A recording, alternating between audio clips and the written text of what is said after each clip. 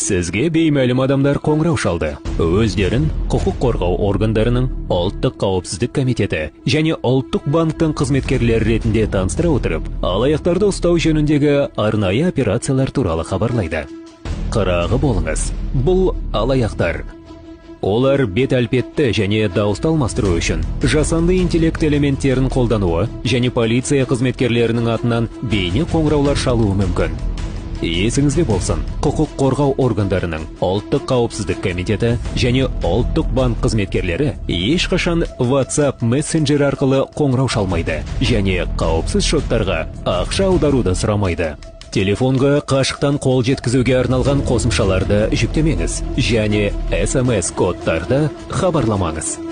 Сіздің атыңызға ешкім мәжбүрлеп несие рәсімдей алмайды. Бұл арнайы операция емес, алдау.